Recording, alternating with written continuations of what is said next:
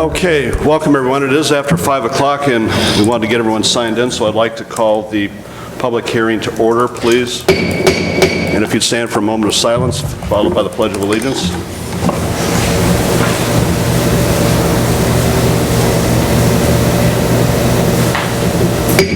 I pledge allegiance to the flag of the United States of America and to the republic for which it stands, one nation, under God, indivisible, with liberty and justice for all. Okay, and again, welcome. Madam Clerk, call the roll. Trustee Carter? Trustee Mariscal? Here. Trustee Kazam? Here. Trustee Gatt? Here. Trustee Weisenberg? Here. Trustee DeVore? Here. All right, we have a quorum and welcome everyone. So Mr. Klein, Steve Klein is our TIF and BDD consultant. And if you want to come up and preface what we're doing here tonight, Steve, and then we'll take questions from the audience. Thank you, Mayor. In 2016, the Village of Peoria Heights created what's known as the Business District Number 1. And I think most everyone's familiar with where that is located. This meeting tonight is a public hearing, which is a part of the statutory process to hear from the public any comments or questions that any of you may have regarding a proposed expansion of that business district area, business district number 1. Now at 5:30, we have another public hearing scheduled, which is for a different proposal. It's for the business district number 2 that the village is looking at, which is roughly from Lake Street south and then back on War Memorial to the west. That'll be at 5:30. This one right now has to do with, and I believe I circulated the summary to everyone, which I am not going to read all of this, but the map on the inside illustrates where the current business district number 1 is located, which is the blue border, cross-hatched border, and then the blue border with the light blue fill color is the proposed areas that are being added to the business district area. The business district then, when it's amended, has an amended business district plan, which we've prepared, and we've made findings with regard to the additional properties that are being included in this business district number 1 area. And there are, just if you're interested, there's 84 different properties. There's 84 separate parcels that are being added to the business district number 1, which currently has 57 properties. So it'll have 141 properties in it when it's fully amended and completed. We look at the qualifying characteristics for a business development district are very similar to a tax increment financing district, a little bit different, but the overall concept is that we're trying to include properties that all of them will somehow benefit by being included in the business district, in so much that they may benefit either directly through some type of redevelopment agreement to help make improvements to the properties themselves on the individual properties, or it could be that they'll benefit by virtue of being adjacent to a street or a sidewalk or an alley or some type of public infrastructure that may be improved at some point during the life of the business district that will occur and benefit them as well. When we looked at the 84 parcels, and we considered the condition and the age of the properties as well as the age and condition of the infrastructure, about 86.9, almost 87% of the properties either met or exceeded the minimum requirements to be included in these findings for determining that a predominance of these characteristics exists throughout the area, meaning not every individual property has to exhibit indications of deterioration or problems, but that the area, because it's contiguous, it has one solid continuous boundary, we need to make a finding that there is a predominance of these characteristics present, and predominance means more than 51%. And so when we look at all of the characteristics that we consider in this process, we're at about 87% of these properties meet or exceed those minimum requirements. I can spend more time on that if you'd like, but we can circle back if you have questions about any of that. We're not adding any additional projects or project costs to the original plan, because the original plan really has sufficient number of projects and costs in it. We're just adding area to the boundary in this process. There are $12.2 million worth of potential public improvements that could be made within the area as amended. And once it's amended, the whole area, there's $12 million worth of public projects that could qualify for BDD assistance at some point during the life of the business district. And there's just under $12 million of anticipated types of private development that might occur that could benefit from some direct assistance from business development districts. Now, the thing to keep in mind is that we've been working with TIF for a number of years here. TIF, as you know, is dependent upon an increase in assessed valuation. It depends on real estate tax. A business development district does not rely on property tax. It's dependent upon municipal sales tax that is generated, and the Business Development District Act allows or gives the village the authority to impose up to a 1% additional municipal sales tax on sales tax generating companies and businesses, activity, if you will, that's occurring within that business district area. So it's dependent solely on that 1% of sales tax that may be generated from any of the retail activity within the business district. Now, the business district can reimburse a number of different types of costs, redevelopment costs, very similar to TIF again, in so much that site preparation, professional costs such as engineering, architectural expenses, and all types of development related, even the acquisition of the land, those types of things are all eligible types of expenses for which business district funds could be used to help stimulate that type of development to occur. The one big difference between business districts and TIF, besides the source of the funds, is that with business development districts, some of the what we call BDD money, the business development district money, could potentially be used to help reimburse some vertical construction costs of new buildings, whereas the TIF program, the TIF dollars cannot be used for reimbursing any costs for vertical construction of new private buildings. BDD money can. So in the uses of funds, that's the big distinguishing factor between a BDD and a TIF district. And then, of course, the source being sales tax versus real estate tax is the other main difference. So these two tools can work in tandem together on projects. So in 4,500 Heritage Square, there's already a couple of projects that are benefiting from the use of both TIF and Business Development District funds.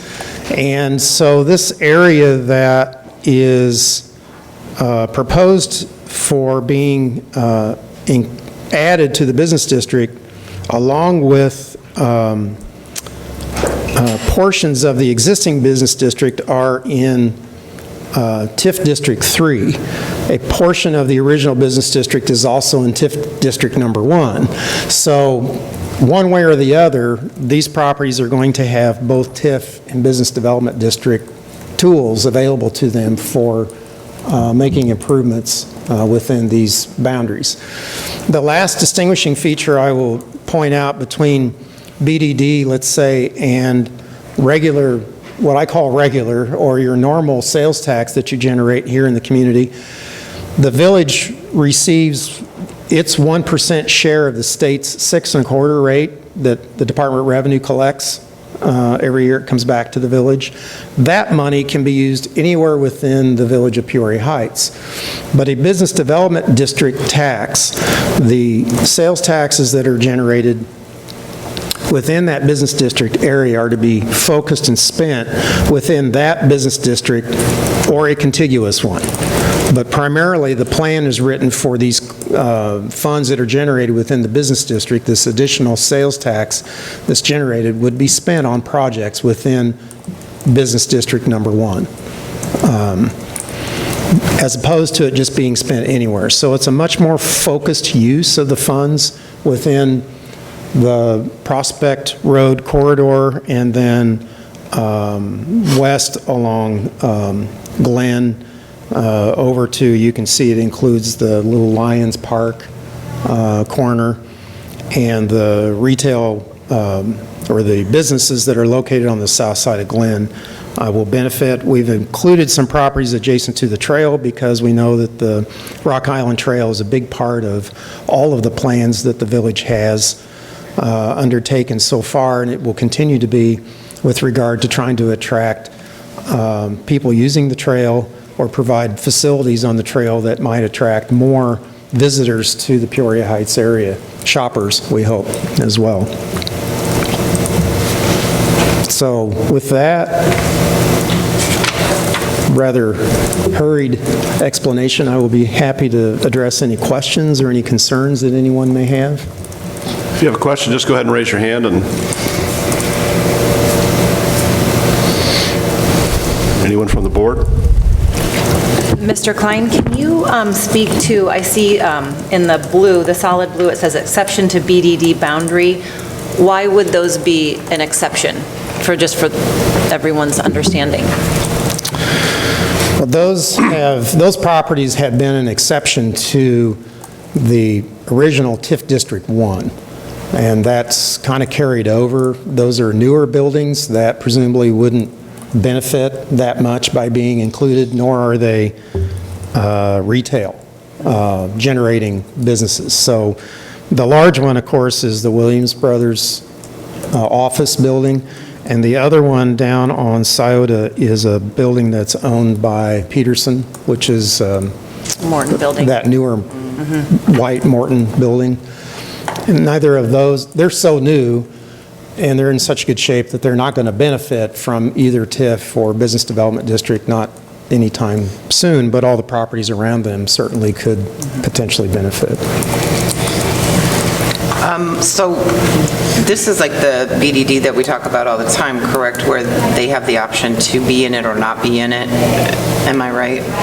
Or do you have to participate in it?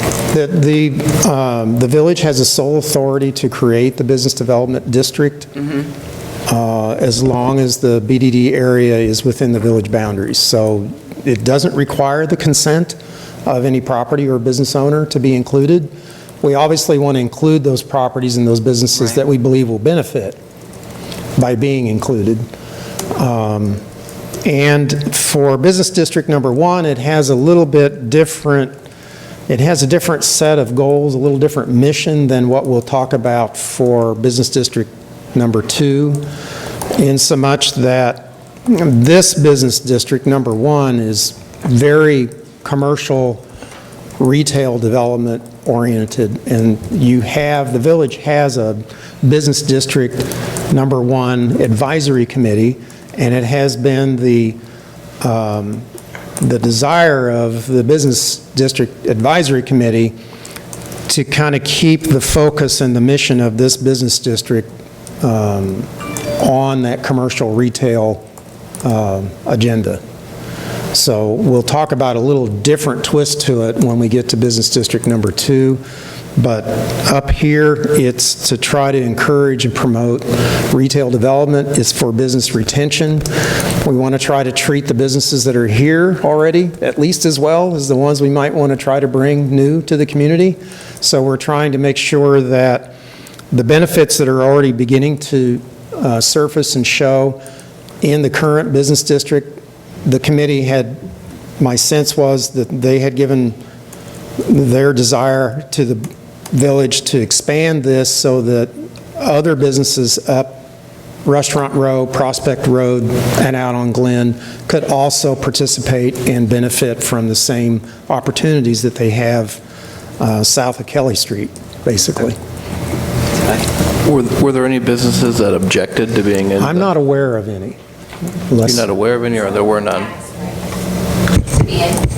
Yes, I've had some ask to be incorporated in the BDD expansion. I think that the business owners that I've talked to, I think that historically, the BDD has shown that it has a lot of advantages to offer. I think that when this was first started, there was a lot of questions, moving forward, but I think their track record speaks for itself. I think now that they've seen what's been done, what that money's been used for, the advisory committee, they do have a voice. It's not just that, the village dictating what we do with it. I think we've shown that, we do take into consideration what this board, advises. So I think that that word got out.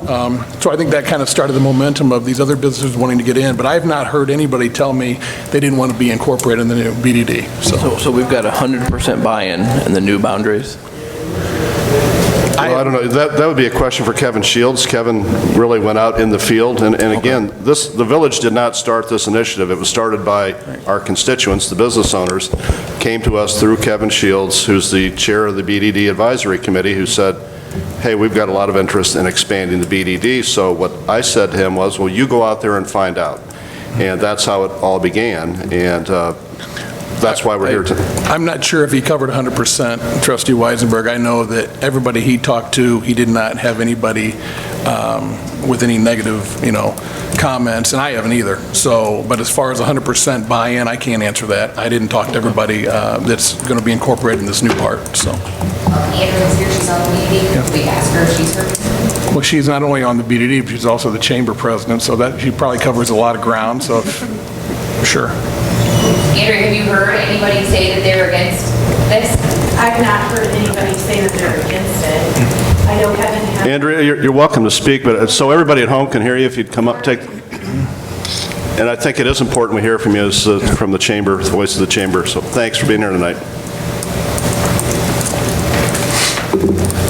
Hello.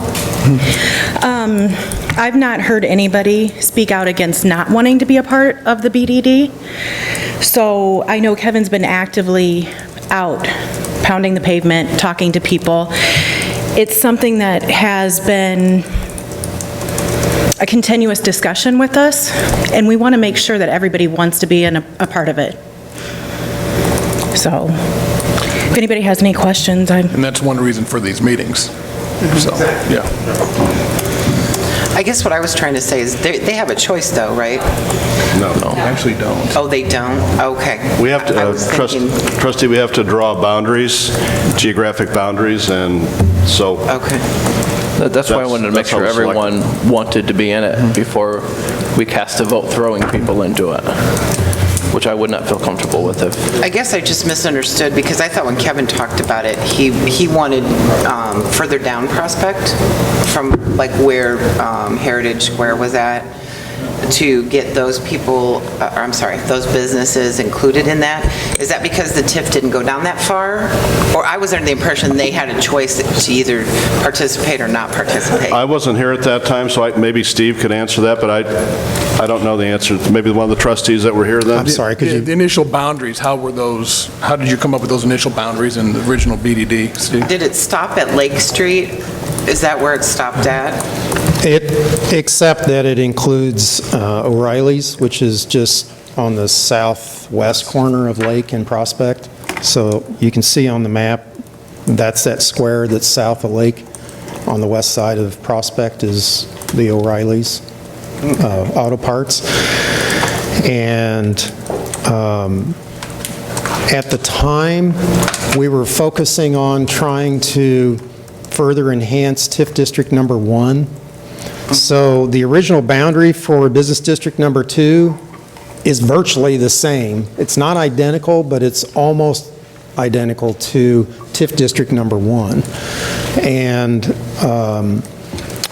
So we needed it because the initial driver for all of this was the Trefskers project, was the bakery. And in order for them to be able to make the $4 million of improvements that they made to the old Hobart building, we needed TIF, we needed Business Development District, we needed the home rule sales tax, we needed the food and beverage tax, and we needed some other enhancements as well, but it took all of these things to make that project viable. So that was the impetus for it, and then when we were trying to ascertain whether or not there were other areas that could benefit from it, the tone and temperament of both the board and the administration, as I recall it at that time, was let's walk before we run. Let's see how it works. Let's focus on these immediate development areas where we know we have some development potential to see how it works. And there was some concern on the part of a couple of the restaurant owners on North Prospect because it was new and they weren't sure how it was going to operate. I think the advisory committee has proven to be a good, transparent move on the part of the board to try to make sure that those that are included in the business district area have some say in how the funds are administered and used. So that way we can really focus on the plan. We can try to make sure the plan is following its objectives. So as I said earlier, now I think with the experience that we've had to this point, that Chief Sutton has had inquiries from some other business owners outside of the immediate business district area, have inquired about being able to use it. I know personally I've been involved in at least 2 conversations with a couple of properties on North Prospect here that sales have been pending or other projects have been pending for. That business development district could make the difference. And so when we discussed it with the advisory committee, it was the consensus of the committee that we should try to make this available and present the same opportunity to these other businesses that we already have in the original district. I will say 2 of the more vocal business owners at that time that did not want to be in it, I know that I have talked to directly, and they are now in support of being in the BDD. Right. So I can give you an update on that. Yeah. And just so we understand this, Andrea, this would be the opportunity for any business owner that was opposed to this type of idea to speak. This is a public hearing, and it's been publicized both on the television and the internet, and obviously through the existing BDD. So if anyone were to be opposed, they would have voiced that opinion, and tonight would be a perfect opportunity for them to do that. And it doesn't seem that anyone's here. No. Okay. And this is something we've talked about for a while, so it's been presented Repeatedly? Yes. Okay. So it shouldn't come as a surprise to anyone. Not at all. Thank you. So was everyone notified that it's in this map? Okay, did we tell them about this meeting today? Steve, how do the legal notices work? So the notice, extensive notice that included this summary as well as the map and legal description of the area was included twice in the newspaper. Was it at some expense? There was a publication in the newspaper twice of the meeting, and I believe it's been posted on the village's website for several weeks. So Most people don't read newspapers. Have they gotten an alternative notice regarding the meetings? Business Development District Act does not require notices to individual property owners. The TIF does, so TIF is a completely different process because it affects property taxes. Business Development District requires that the village approve an ordinance that announced its intent to amend the Business Development District, and then we prepared and published notice of this public hearing twice in general circulation as was required, and we asked the village to post it on the village website, which My experience has been that in the last couple of years, people are scouring your website pretty closely for your meetings and your announcements, and I think that it probably attracts most visitors, and if you're going to know about a meeting, you're going to find it there.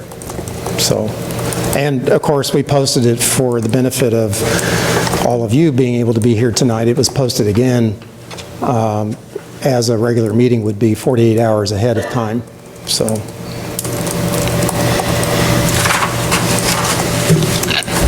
Okay, anyone else? Anyone else? Okay, so I would ask for a motion to close the public hearing. So moved. I have a motion to close. Do I have a second? Second? All right, all those in favor of adjourning signify by saying aye. Aye. Those opposed? Okay, and it just so happens to be 5:30. Just a second. What timing? So I would like to call the Village of Peoria Heights Board of Trustees BDD number 2 public hearing to order. And we're going to get some exercise here, so if you'd stand for a moment of silence, followed by the Pledge of Allegiance.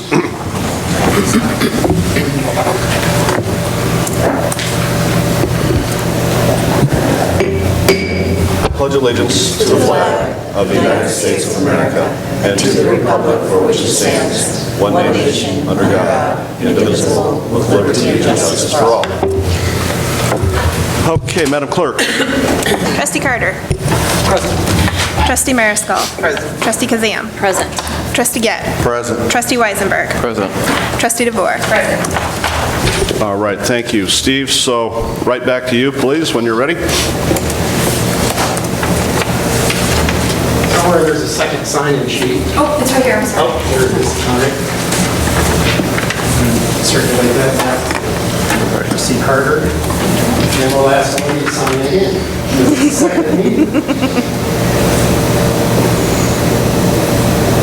Pardon the informality here. Get our housekeeping done. Anyone else did not sign in? All right. All right.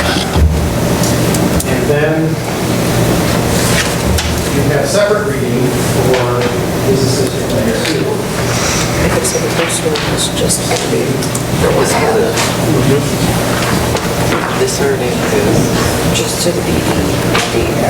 Doesn't have anything to do with it. Nope. And then this is the one, he said this almost isn't a just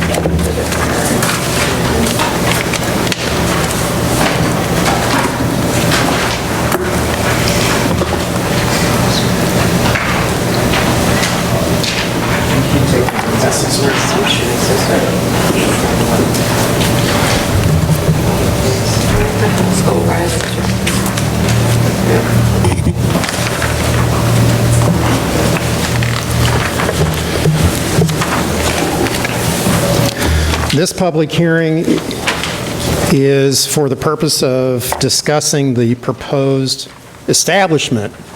original establishment of Peoria Heights Business District Number 2.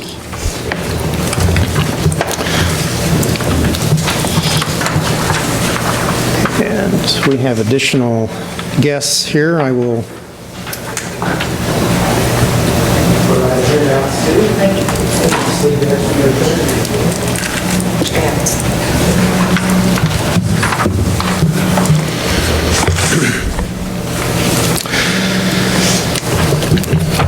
So if you want to open the material I've given to you, there is a boundary map. And this boundary map is depicting an area that would be a contiguous boundary that's identified for Business District Area Number 2. If you are familiar with the village's history of establishing the TIF districts, then you would also recognize that the west end of this, which would be from about Monroe Avenue west over to Wisconsin Boulevard Avenue, is TIF District Number 2. So this proposed business district area includes the original TIF District Number 2, To further complicate the discussion a little bit, the village is concurrently, not tonight, but concurrently working on an expansion of the TIF District Number 2 area. And ultimately, Peoria Heights TIF District Number 2 and Business District Number 2 will have almost identical boundaries when we're finished with it. So again, part of the village's goal here is to look at the busier commercial corridors as well as some of the adjacent properties to try to enhance those areas and offer the same level of opportunity that we're offering in TIF District 1 and TIF District 3 and the original Business District Number 1 up here. So we're trying to be fair and offer the same opportunity. We're also using these tools then to help facilitate some much-needed business retention activity here in the community, because Peoria Heights has been very fortunate to have attracted the attention of substantial new investment over the last couple of years. You're all aware of the millions of dollars that are on the cusp of being spent on new development in the mostly in the TIF District 1 area for hotel and retail expansion and other types of developments. Those are all wonderful and great, but while those are occurring, they're also displacing some of the businesses that are currently located in those areas. Not the least of which is the Subway restaurant, and we've already managed to work out some assistance for the Other Dog restaurant that was part of the Subway building. They're relocating down in the original TIF District 2 area, okay? But the Subway restaurant searched and searched for a suitable location, and finally, as I'm sure everyone is aware, they located a site that is on the corner of War Memorial and Monroe, the northeast corner of War Memorial and Monroe.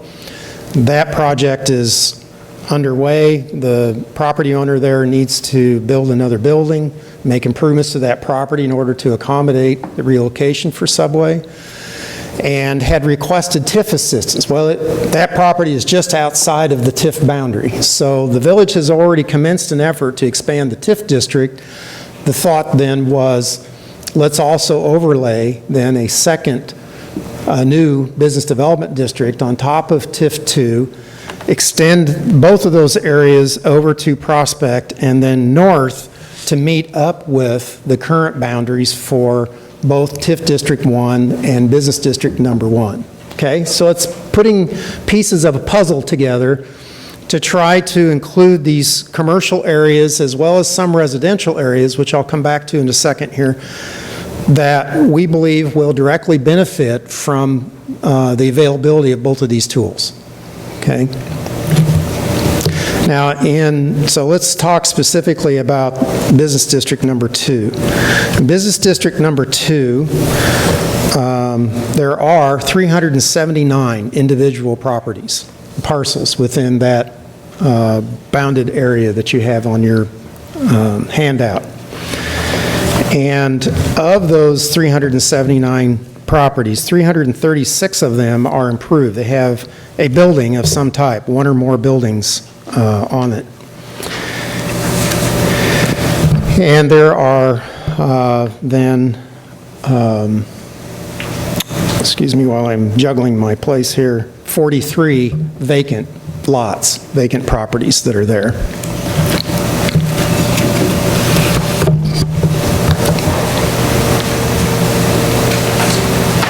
So of those 379 properties, as I was discussing earlier with the amendment to Business District Number 1, we made the same type of findings. We had to look for the same types of factors that qualify the Business District Number 2, just as we did with Number 1. Here, of the 379 properties that were included, we documented sufficient characteristics were located on 91% of them. Remember, 51% is our threshold for demonstrating that there's a predominance of need for trying to make improvements to properties that either themselves are showing some indication of deterioration or lack of investment over the last few years, or because of the lack of that new investment or any commercial development not having occurred there. Those properties could be brought to a better and higher use in some instances, certainly along Prospect in some cases, or immediately along War Memorial, where currently that's not happening, and that creates an economic liability for the community. It's not, those properties are not generating the kind of revenue or income that maybe the village could realize if there were some other uses for those properties. Now, none of these plans require anybody to sell their property. Nobody's being forced to sell their property or do anything with it. We're not using eminent domain. We're not doing anything like that. It's all voluntary. But what we're trying to do is provide the tools to facilitate and make it possible that if someone wants to develop their property or sell it for some type of improvement, that they can, and that we can help make that work if the project needs that type of assistance. So what's the difference between Business District Number 1 and Business District Number 2? Why didn't we just expand Business District Number 1 and include all of this area in one business district? Is the common question that we hear, because we're going to apply the same business district tax rate to both. That's not going to be any different. The uses and sources of funds are the same in both cases.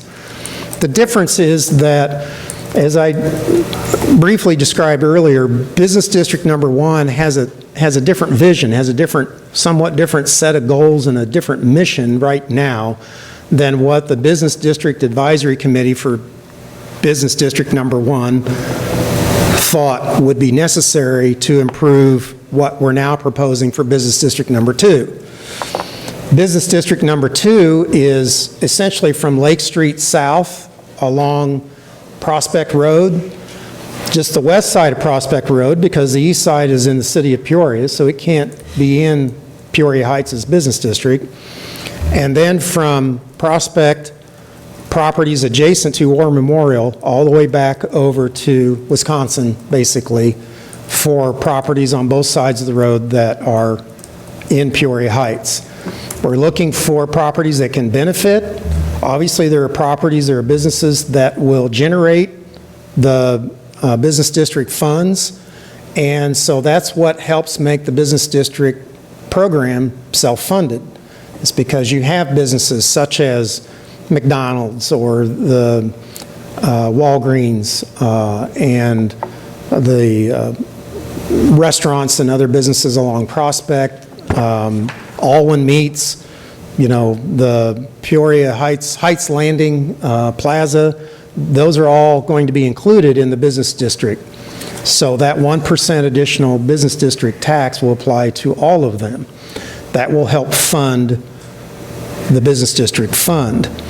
Now, the next question that we're commonly getting from folks would be, why are we including properties between, say, the alley west of Prospect all the way over to Atlantic? Why are we including all of these residential homes?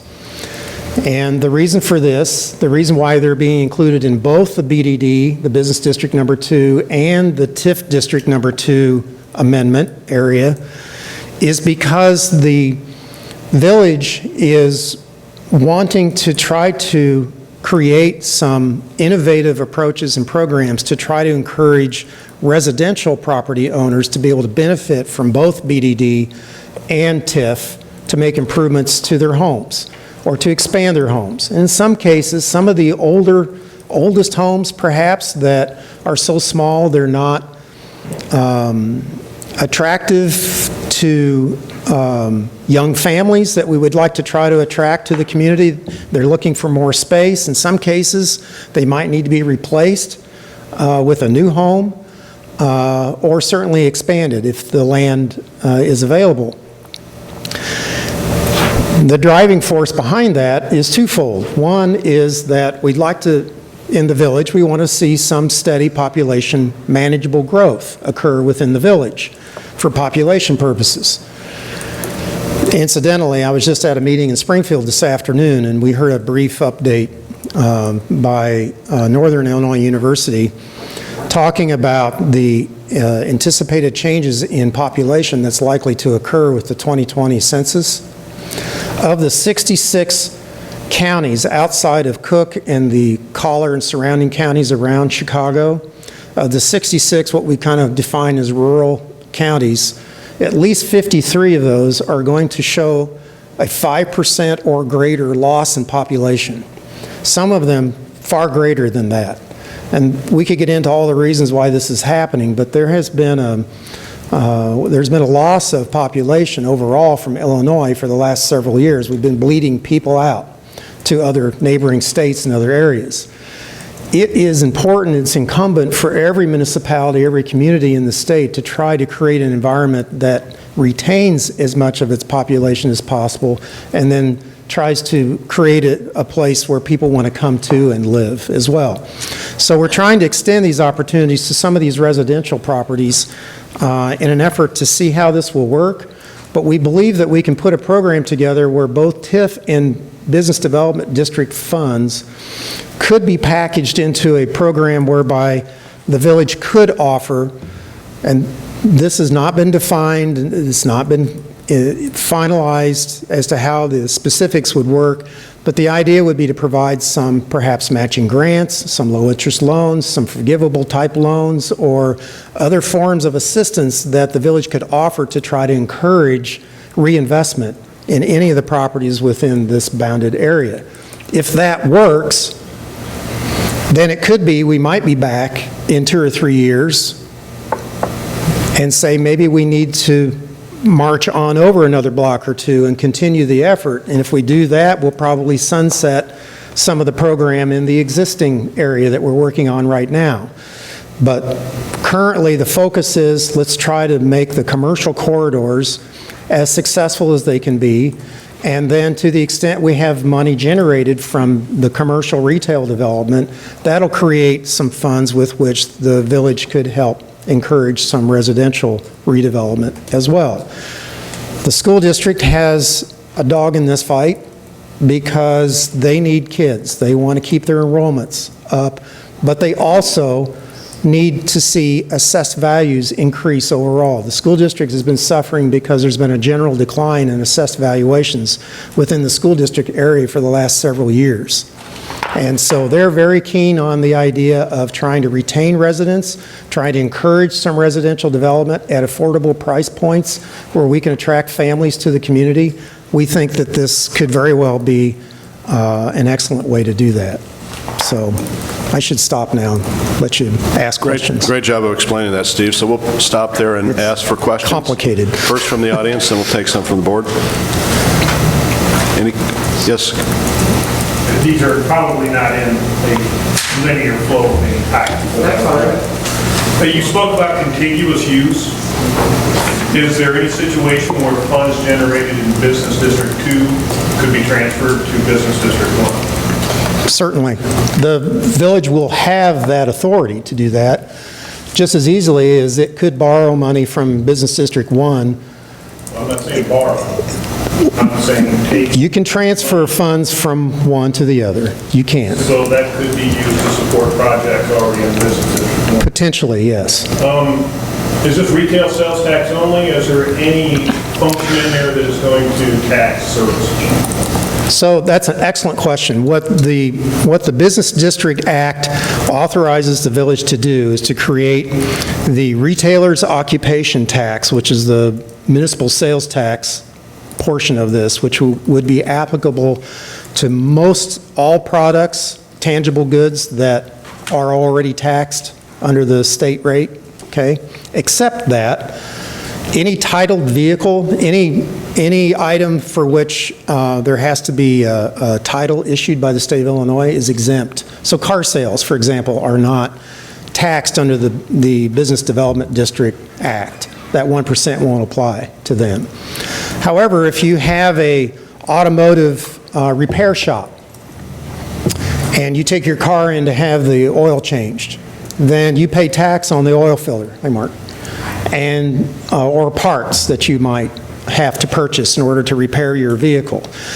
Along with the retailer's occupation tax, 1%, there is what's called a service occupation tax, but that is only taxed on the tangible goods that are a consequence of providing a service. It's not the service itself. So doctors and lawyers and CPAs or people providing services, getting your hair cut, for example, is not going to be taxed. But if you buy a bottle of hair conditioner or you buy an oil filter, those types of things would be taxed at that rate. Now, along with the retail sales tax and the service occupation tax, then, the village has the authority to also impose up to a 1% hotel tax, a hotel operator's tax. So that would apply to any hotel rooms, any rooms that are rented out for extended stays, B&Bs, those types of things that are generating overnight stays would also would be needing to charge the additional 1%. And that money would all be available in the BDD fund also. We already covered that there's not an opt-out. If you're in this box, you're subject to the tax. If you're selling retail product, you're subject to the tax. That was asked earlier. This is not an extensive amount of properties. Is there any plan to shoe leather notify these businesses that this is coming? I caught the blurb in the paper, but let's face it, newspapers are a dying medium right now, and if you don't go all the way back to the back of the little print, you didn't see it. And is there going to be an effort made to better notify those places down there that they're going into this district? Yeah, I would ask again if the village has talked to any more of them, or if you anticipate doing that. I think that the major ones that I've mentioned, You'll take that. like the Allwins, McDonald's is aware of it. Certainly where Subway's going to relocate, they are. Walgreens is And we've had a couple of other inquiries. I'm not at liberty to talk about them right now because they're in the early discussion stages for assistance, but are there any others? Or Not that I'm aware of, and the other thing is, we will post this on our website. I think that, listening to that feedback could be, we could have something different here in another week or so. We'll post this on our website. I'm open to other options. I'm not really sure. We advertised, we posted it on the website. We're going to post these public meetings on our website. I'm not sure what other avenue the board would like. Well, I guess if we are following what the statute requires us to do, but if, if the board wanted to adopt a higher level of notification, we could do so. You can, If you're sure. bringing a business into this kind of situation, I think it's worth 35 cents. I would like to ask, did you have any examples of this in other communities, Steve, as far as, any options or? No, it's typically been verbal communication, and I will tell you that one community in particular where we had over 500 properties in a business development district, it started much smaller. It started with about 40 properties in it, and by the time we were getting close to the public hearing, we weren't even at the public hearing yet, the city council was having visitors to the council meetings by other business owners in the community that said, why aren't we included? Why aren't we being given the same opportunity that this small area is being? So it's actually the opposite that had occurred in my experience, is that if you don't include some of the others, they want to know why they're being left out. And so that's been my experience so far. No, but there's nothing. They deserve to have the utmost communication that this is going to affect their business. Yeah. That's all I'm saying. So the mayor is correct. The village could take upon itself to undertake some more extensive notification process, but the act does not require it. And it's not a large town, why not just send a piece of mail to them explaining to the BDD and giving them an opportunity to come and talk about it? I mean, they may not know this is even going on. I would welcome that the board would, direct staff to do that. We can do that. You understand there's absolutely zero consequence to a residential property owner. Well, and So you're really talking about the business owners. Right, and I along understand that. Prospect and War. And you could do that, that's fine, and you can do whatever you like, but a personal visit might be just as effective because there's not that many, actually. Is there any danger, what I worry about is that if you do personal visits, that some person might think that they heard something. I kind of prefer to do things either in writing or collectively at a You can do it public- however you wish to do it. I don't know if So- you have an opinion on that, council. I agree with you, Mayor. I think that if personal visit, the message may get muddled and the information could be incorrect, and then it's very confusing. And I also just want to say, and I've had the benefit of sitting in some of these meetings, so of course it's easy, you have to hear it a few times to really understand what's happening, but I believe there has been an effort by the existing BDD to express what's happening to other business owners. This is not new news. I know it is to some of us sitting here and some in the audience, but there already has been an effort. Is there any situation where BDD funds could be used in the residential area to convert those to multifamily units? Could somebody come in and put an apartment complex in there using BDD? Now well, there's nothing in the Business District Act or the TIF Act, either one, that would prohibit providing assistance to those projects, but those projects would also have to be zoned correctly, and it would have to meet the code of the village, which this board would have to presumably approve. So there's no plan currently to convert single-family homes to anything but what they are. But that would be a separate process that a developer or a property owner would have to go through in order to get the approval of the board. But that's a viable situation where it would improve, it would increase the property value of that square footage. It could, sure. So that then it would qualify for TIF and BDD funds. Yes. So an appropriate use of TIF or BDD could include that type of development. Taking out single-family residential and replacing it with It could as easily as it could go the other way, so.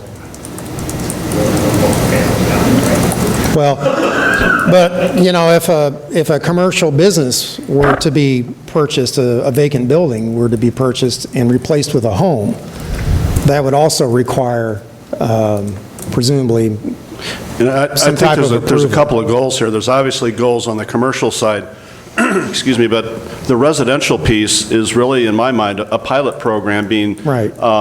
Started by the village, and we're going to have a multi-pronged approach to housing within the village. We incidentally met with DCEO a couple of times about housing grants, so we really want to try and help the neighborhoods and improve the housing stock. So if homeowners in this particular neighborhood, we can make funds available for you to improve your homes. That's really what we're trying to accomplish here. And as we speak, the village has a request for proposals out on the street for planning. So we want to have a comprehensive plan for all the village and its neighborhoods. And I would love to see a corridor study done on Monroe, where you live, and look at ways that could be improved through lighting, through slowing down of traffic, and enhancements for the neighborhoods. So it has to start somewhere, and this is one way of us to see if it could work with extending the BDD here in the residential area. And, if it doesn't work, we'll look at other options, but I think it can.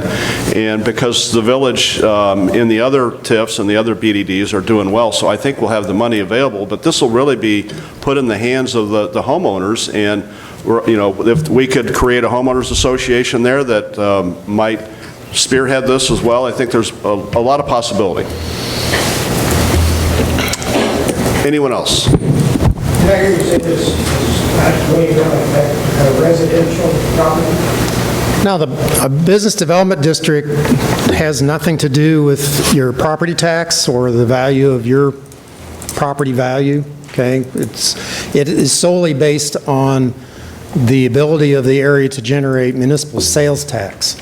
So unless you're running a retail business at your location, there's no consequence. The only consequence is a positive one, is that if it's included in the area, it may benefit from some assistance. You can spend money there, but it won't be generating any, okay, as a homeowner. That's correct. If it doesn't generate sales tax, it's not going to be paying. One of the boundaries of this is Atlantic Avenue. Does that go down the middle of Atlantic Avenue, or is that the properties on both sides of Atlantic? It goes to the west right-of-way of Atlantic, so the sidewalk.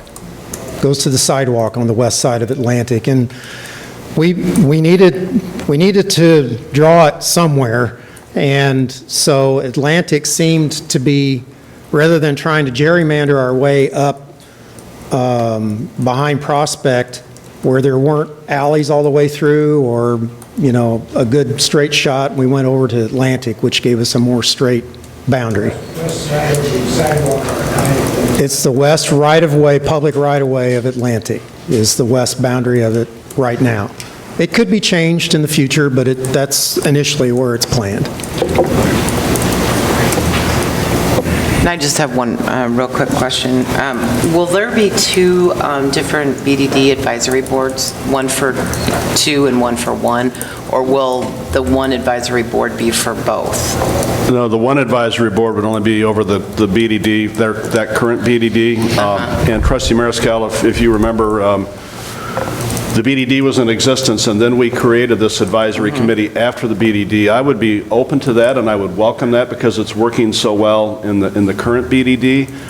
That would be a matter of if there were business owners there that wanted to serve on this committee and be engaged in the process. I think that would be terrific. So Or a couple of, to do that, yes. a couple of residents as well, because this has a different set of goals than BDD 1 does, so has a little different flavor for what you're trying to And accomplish. then their monies would be kept separate, so... Well, they would be in separate funds. They're received by the village from the sales tax, and the service occupation tax is collected by Department of Revenue and returned back to the village.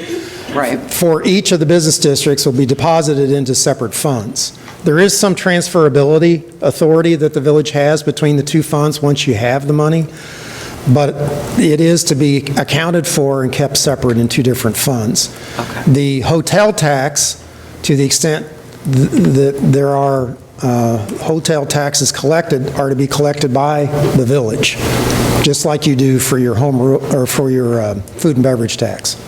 Okay, you have to collect that. Okay, other questions? Yeah, I've got one. Any other questions? Yeah, I got one. Go ahead, Brandon. So would incorporating these residential homes in the business development district likely increase the desirability of those lots for developers to try to purchase for commercial development? They might. And would we endanger our family retention efforts by incorporating those residential lots in the BDD if it increases the possibilities of commercial? It would only increase the possibility to the extent that this board approves a written agreement to allow it. Are you speaking the zoning? The zoning is completely separate. What would we have to allow? If a developer You wanted have to to come... approve the redevelopment agreement to provide the incentive. It's not automatic. If you do something within the business district or a TIF district, it's not an entitlement program. You don't automatically get money or incentives for doing it. It has to be documented in a written agreement that is approved by ordinance by this board. So this board will have its hand on the throttle as to how rich or lean you want to offer incentives for different types of projects. So We're really just creating a tool. The board gets to decide how that's right. we use that tool. You're creating the hammer. How you swing it is going to be completely up to this board. And on top of it is no matter how much somebody wants to develop, if the homeowner doesn't want to sell, They don't have doesn't to. have to sell. No. So And it they all sits in the hands of the people who own the homes. And they also don't have to use this tool to improve their property. It's completely elective, so. It's all voluntary. Another good question. Anything else, Trustee Weisenberg? No. Anyone else? The earliest that the Business District Number 1 would be amended and Business District 2 would be established would be at your meeting on September the 3rd. Okay? If there are no other questions, I would ask for a motion to adjourn the public hearing. I move to adjourn the public hearing. Do I have a second? Second. I do.